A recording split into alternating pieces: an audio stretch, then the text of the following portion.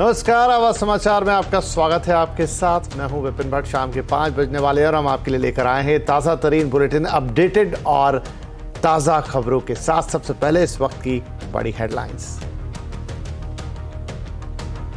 The space which is given to separatists, to extremists, to people who advocate violence, and I think it's not good for the relationship, and I think it's not good for Canada.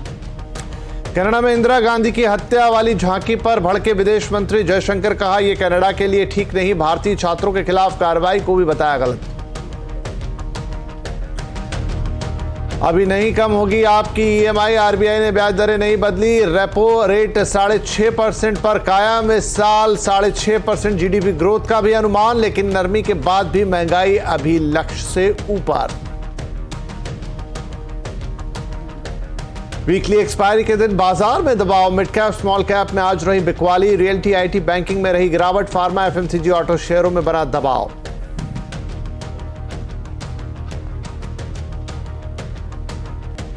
Thane के Meera road में श्रद्धा Walker जैसी दरिंदगी। Live in में रहने वाली महिला की हत्या के बाद शव के टुकड़े सबूत मिटाने के लिए टुकड़ों को कुकर में उबाला, आरोपी हुआ गिरफ्तार।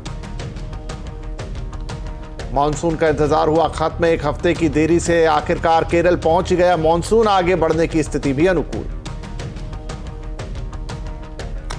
गो एयर पैसेंजर्स को पैसे वापस पाने के लिए करना पड़ सकता है लंबा इंतजार। फ्लाइट बंद होने से करीब 400 करोड़ रुपए अटके। और वर्ल्ड टेस्ट चैंपियनशिप के दूसरे दिन 7 विकेट पर ऑस्ट्रेलिया के 410 रन। लंच से पहले भारत की एक और विकेट लेने की कोशिश।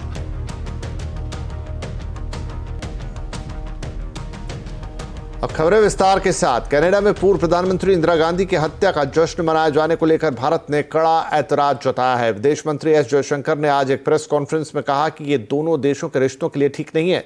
कनाडा में अलगाववादियों को ज्यादा छूट मिल रही है। हाल ही में कनाडा में ब्रैम्पटन में एक परेड के दौरान श्रीमती गांधी की हत्या को एक झांकी की शक्ल में दिखाया गया था। कांग्रेस नेता मिलिंद देवड़ा ने इसका एक वीडियो भी सोशल मीडिया पर वायरल शेयर किया था, और जो कि वायरल है। और कांग्रेस ने सरकार से मांग की है कि इस पर कनाडा से जवाब मांगा जाए। विदेश मंत्री ने भी इसे एक गंभीर मसला बताया है। We are at a loss to understand, other than the requirements of vote bank politics, why anybody would do this. Because if you look at their history, I mean, you would imagine that they learn by the history and they wouldn't like to repeat that history. So it isn't only one incident, however egregious it may be. I think there is a larger underlying issue about the space which is given to separatists, to extremists, to people who advocate violence, and I think it's not good for the relationship, and I think it's not good for Canada. S Jaishankar साफ कह रहे हैं कि ना ये रिश्तों के लिए अच्छा है और ना ये कनाडा के लिए अच्छा है। इधर मोदी सरकार के 9 साल पूरा होने के मौके पर आज विदेश मंत्रालय ने प्रेस कॉन्फ्रेंस की है। यहां अलगाववादियों की हरकत के अलावा छात्रों की परेशानी का मुद्दा भी उठाया गया। भारत के करीब 700 छात्रों पर डिपोर्टेशन का खतरा कनाडा में मंडरा रहा है। इन छात्रों के साथ एडमिशन के नाम पर फ्रॉड हुआ था। विदेश मंत्री ने उम्मीद जताई है कि कनाडा इस पर न्यायपूर्ण तरीके से कोई रास्ता निकालेगा। I think the Canadians also accept that, it would be unfair. I mean, if a student has done no wrong, and I don't know if all the cases are the same. I mean, there is a granularity about it which, sitting at this distance, neither you or I can judge. If a student has done no wrong, they accept the idea that they have to find some solution for it. So we will continue to press, and I would very much hope that the Canadian system is fair in that regard. वहीं राहुल गांधी के बारे में विदेश मंत्री ने कहा कि उनकी बातें देश में नहीं चलती, इसलिए वो विदेश जाकर भारत के खिलाफ बोलते हैं और चाहते हैं कि इससे उन्हें देश की राजनीति में मदद मिले, लेकिन ऐसा संभव नहीं है। दुनिया देख रही है कि इस देश में चुनाव होते हैं। चुनाव में कभी एक पार्टी जीतती है, कभी दूसरी पार्टी जीतती है।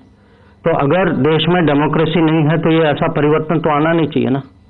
हर चुनाव का रिजल्ट एक ही होना चाहिए। वैसे 24 का चुनाव रिजल्ट तो वही होगा, हमें पता है।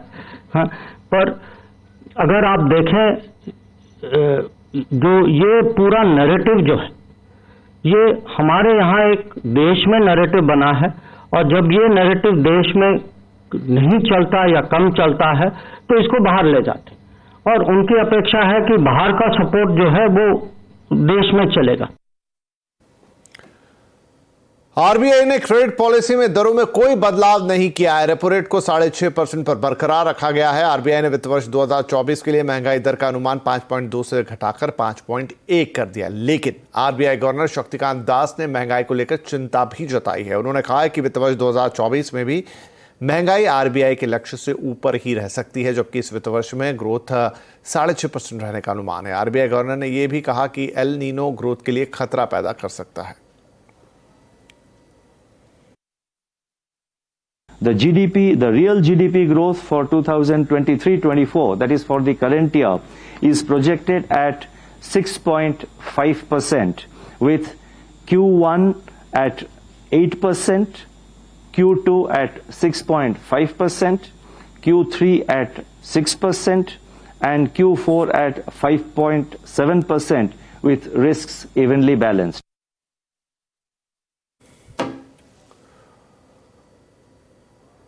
चलिए, तो यहां पर क्रेडिट पॉलिसी में आरबीआई के फैसले को बाजार के जानकार भी अच्छा बता रहे हैं। सुंदरम म्यूचुअल फंड के एमडी और सीईओ सुनील सुब्रमण्यम का कहना है कि भारत की पॉलिसी बाकी देशों की तुलना में बेहतर है।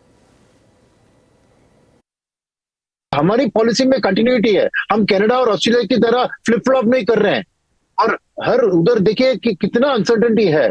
तो इंडिया एक ओएसिस है उस अनसर्टेनिटी के लैंड में कि हमारी ग्रोथ, हमारी इन्फ्लेशन, हमारी पॉलिसी मेकर्स में पूरा कंटिन्यूटी है और क्लैरिटी है। अब ये वेदर वाला एल नीनो वाली बात हमारे कंट्रोल में नहीं है, बट उसके अलावा देखिए सब चीज हम जो प्लान कर रहे थे उसी हिसाब से जा रहा है। तो आरबीआई को हमें डेफिनेटली कॉम्प्लीमेंट देना चाहिए कि उन्होंने ये बैलेंस को बहुत ब्यूटीफुली अचीव किया है इंडिया का। कंप्लीट सर्कल के मैनेजिंग पार्टनर गुरमीत चड्डा का कहना है कि आरबीआई का 5.5% ग्रोथ का अनुमान काफी रियलिस्टिक है। रूरल अर्थव्यवस्था पर इसे फोकस करने की जरूरत है।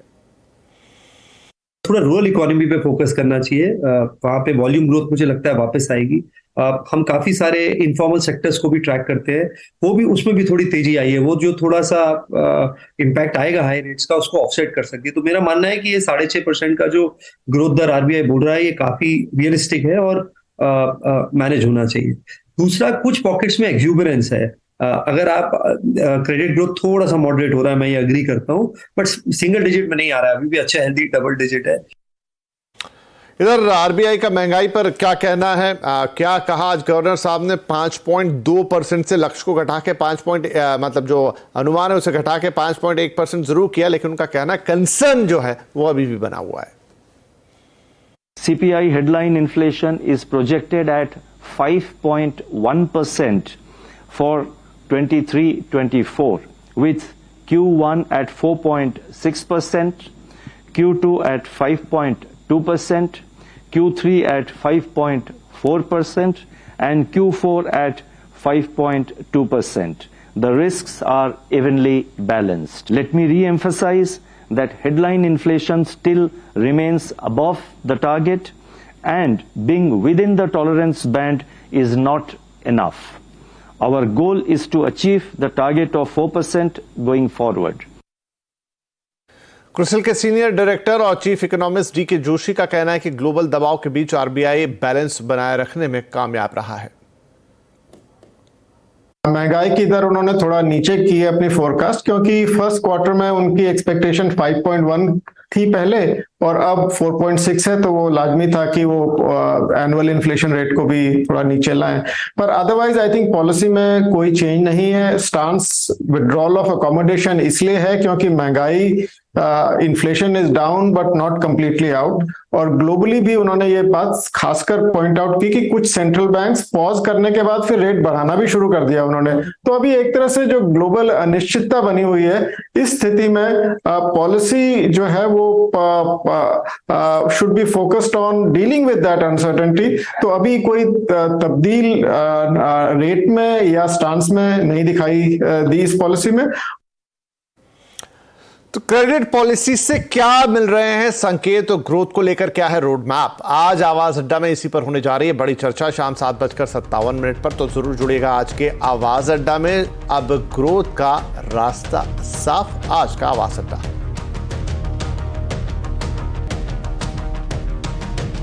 चलिए बात करते हैं मानसून की। आखिरकार लंबे इंतजार के बाद मानसून ने देश में दस्तक दे दी है।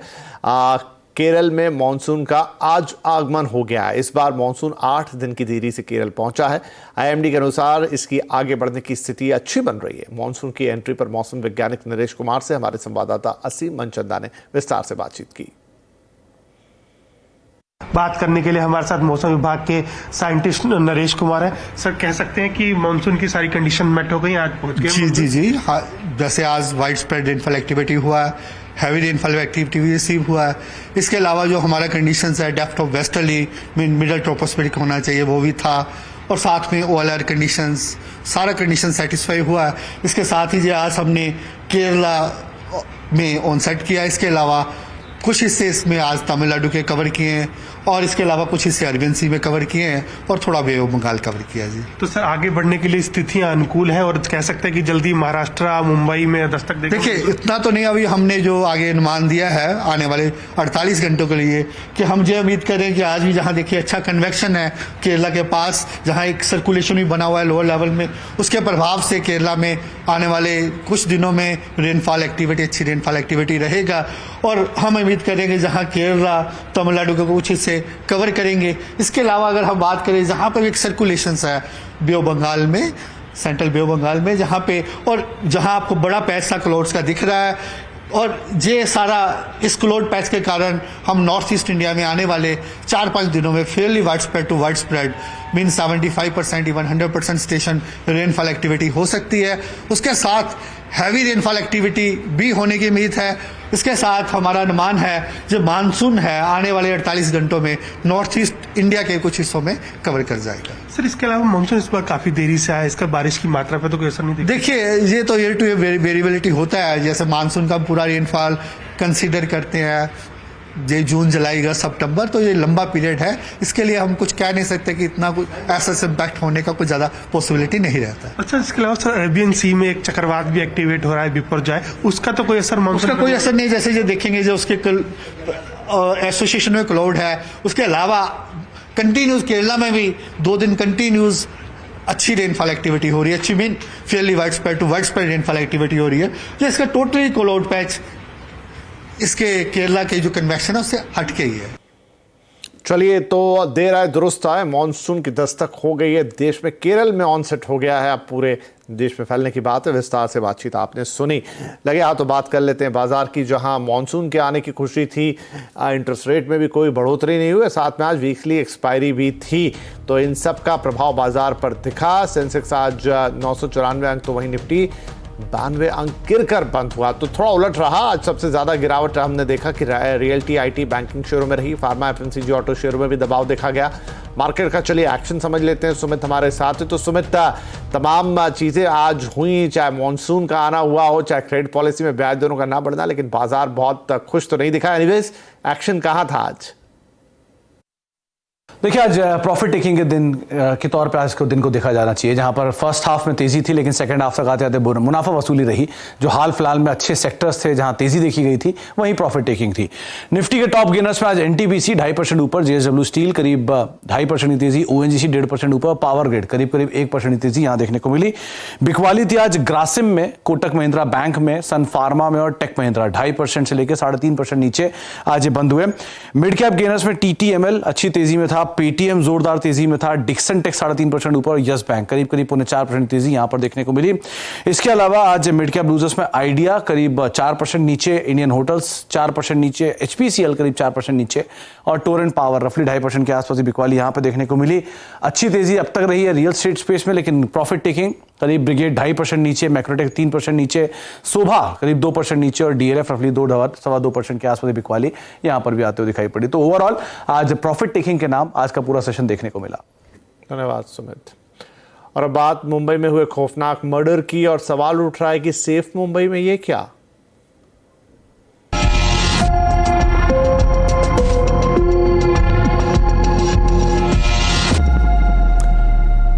मुंबई में भी दिल्ली के श्रद्धा वाकलकर मर्डर केस जैसा एक मामला सामने आया है। यहाँ के मीरा रोड इलाके में मनोज साने नाम के एक व्यक्ति ने अपनी लिव इन पार्टनर सरस्वती वैद्य का न सिर्फ मर्डर किया बल्कि उसकी लाश के टुकड़े टुकड़े करके कुकर में उबाल दिए। ये भी शक है कि मनोज ने उबले हुए मांस को कुत्तों को खिला दिया।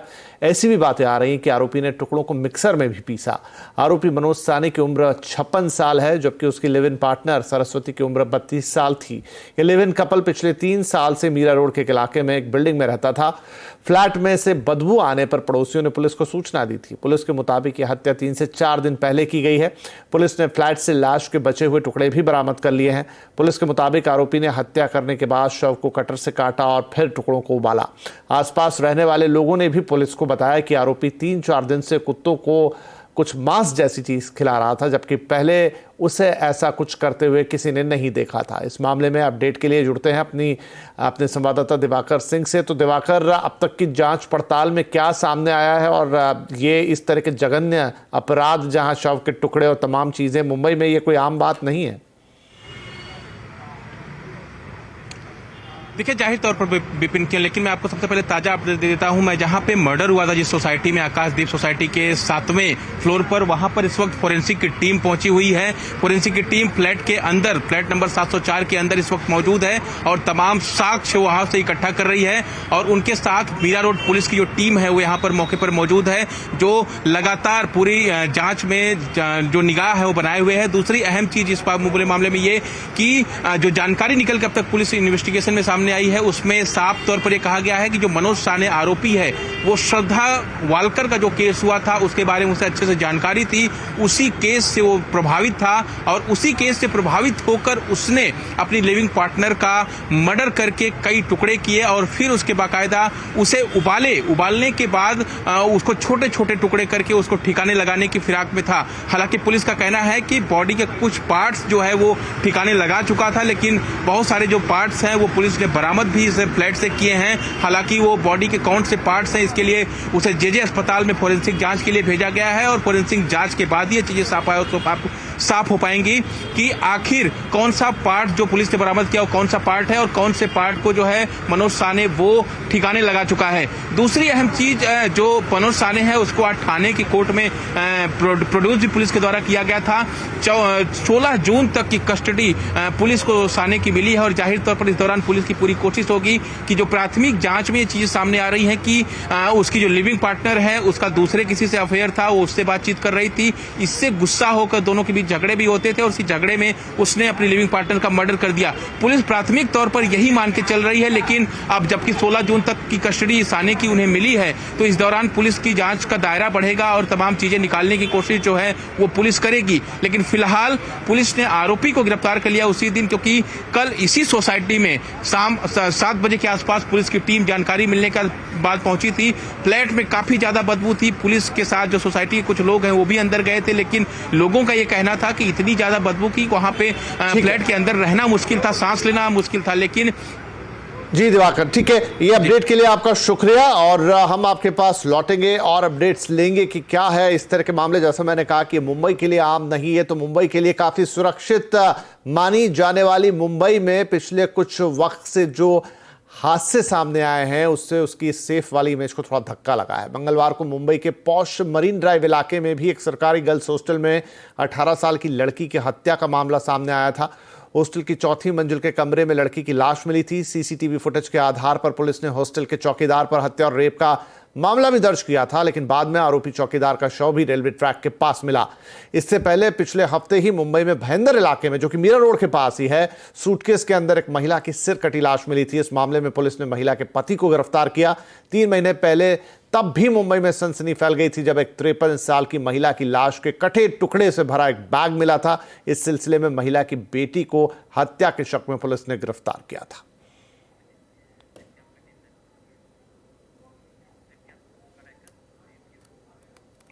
और यहां पर वक्त एक छोटे से ब्रेक का, लेकिन ब्रेक के बाद बात करेंगे गो फर्स्ट। बात पर पैसेंजर्स से अलग अलग चार्ज वसूलने और किराया बढ़ाने वाली एयरलाइंस जब डूबती हैं तो सबसे ज्यादा खामियाजा पैसेंजर्स को ही उठाना पड़ता है।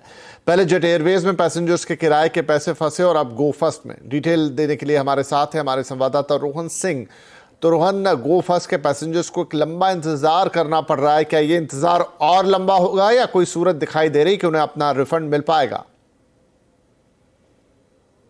जी, करीब 1 महीने से ज़्यादा का वक्त हो चुका है जब गो फर्स्ट बंद हुई थी और तब से लेकर अब तक पैसेंजर्स को किसी तरह का कोई रिफंड नहीं मिला है और आगे भी रिफंड मिलेगा इसकी संभावना बहुत कम लग रही है। करीब 400 करोड़ रुपए ऐसे हैं जो कि पैसेंजर्स के लटके हुए हैं और 2 ही तरीके हैं जिसके ज़रिए वो पैसेंजर अपना रिफंड ले सकते हैं। एक तो क्रेडिट शील्ड जो कंपनी इशू करती है, कुछ पैसेंजर्स को दिए भी गए, लेकिन उसका इस्तेमाल आप तब तक नहीं कर सकते कि जब तक कि एयरलाइन जो है अपना ऑपरेशन दोबारा से शुरू नहीं करती और फिलहाल इसकी संभावना नहीं लग रही है। दूसरी तरफ जब तक पूरी जो इंसॉल्वेंसी की प्रक्रिया है वो पूरी नहीं हो जाती है तब तक जो पैसेंजर्स का बकाया है वो इसलिए भी नहीं मिल सकता क्योंकि जो क्रेडिटर्स की जो लिस्ट है, देनदारों की जो लिस्ट है, उसमें पैसेंजर का जो नंबर है वो आखिर में माना जाता है। इससे पहले लेसर्स आते हैं, जो क्रेडिटर्स आते हैं वो आते हैं, उनको पहले पे किया जाएगा, उसके बाद लास्ट में पैसेंजर्स को कंसिडर किया जाएगा। यही चीज़ जेट एयरवेज में भी हुई थी, यही चीज़ किंगफिशर में भी हुई थी। जेट एयरवेज में आपको याद होगा कि करीब 3000 करोड़ से ज़्यादा की राशि थी जो कि लटकी हुई थी, वो नहीं मिली थी और यही सीन यहाँ पर भी लग रहा है क्योंकि आने वाले कुछ दिनों में इस बात की बहुत कम संभावना है कि ये उड़ान दोबारा शुरू कर पाएंगे और इसलिए जो पैसे हैं फिलहाल पैसेंजर्स के वो मिलने काफी मुश्किल लग रहे हैं। जी शुक्रिया रोहन, और इसी के साथ वक्त हो गया है कि हम आपसे इजाजत लें, लेकिन CNBC आवाज पर खबरें और कार्यक्रम लगातार जारी हैं। हाँ, आपको ताज़ा खबरें चाहिए, ताज़ा अपडेट चाहिए तो बस आप हमारे सोशल मीडिया प्लेटफॉर्म पर जाइए और एक क्लिक के जरिए ये सब आपके लिए हाजिर। नमस्कार।